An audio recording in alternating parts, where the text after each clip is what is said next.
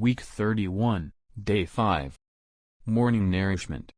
1 Corinthians 10:6-7. Now these things occurred as examples to us, that we should not be ones who lust after evil things, even as they also lusted. Neither become idolaters, as some of them did. 1 John 5:21. Little children, guard yourselves from idols. Exodus 32:4 says that Aaron took the gold and fashioned it with an engraving tool and made it into a molten calf. The basic principle of an idol is self-beautification. If an idol is not beautified, who would worship it? The point here is that it takes skill to fashion gold into a calf. Some may have the gold, but not have the skill to fashion it into a calf. But every maker of idols, like Aaron, is skillful, capable, gifted, and talented. Who knows how many skillful idol makers there are among Christians today? These craftsmen are knowledgeable, cultured, capable, and skillful. Whereas others are not able to make idols because they do not have the skill, these ones have the ability to fashion gold into idols. Sometimes I ask myself, what are you doing here? Are you making an idol? Are you beautifying your own work for others to worship? I am fearful lest I make some kind of idol. Today's reading. In Exodus 32 the gold rings were taken from the ears of the wives, the sons, and the daughters and used to make the idol, the golden calf.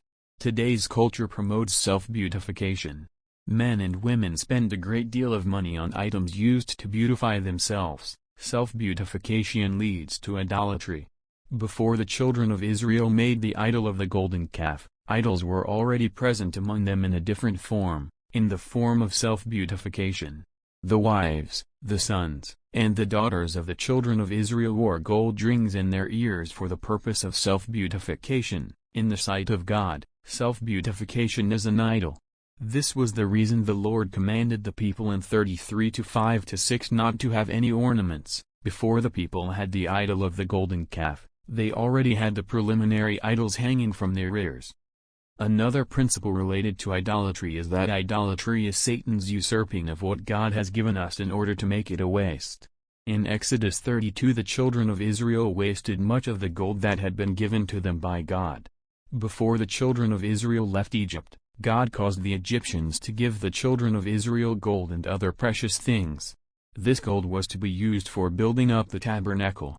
The tabernacle required a large quantity of gold to overlay the standing boards. God defeated the Egyptians, and they gave gold to the people of Israel. But before this gold was used for the building up of God's dwelling place, Satan came in to usurp the gold and use it to make an idol. Actually, before the calf was made, Satan had already usurped the gold so that it might be used to make earrings. If the children of Israel had loved the Lord to the uttermost, they would never have wasted the gold by using it for earrings. Instead, they would have kept it for the Lord's use. Another principle related to idols is that here there is mixture in worship. Many Christians worship a calf, but they think that they are worshiping the Lord Jesus or the true God. Actually what they are worshiping is their enjoyment. Much of today's Christian worship is a matter of sitting down to eat and drink and rising up to sport, sing, and dance around a certain kind of enjoyment, around a golden calf. Some of the brethren teachers pointed this out in a very thorough way. They said that the worship of the golden calf at the foot of Mount Sinai was a mixture, for a calf was worshipped as if it were God with the proper offerings and in the proper way. The offerings were right and the way was right, but the object of worship was wrong. This is what we mean by mixture. However, we should not mainly consider the way others worship.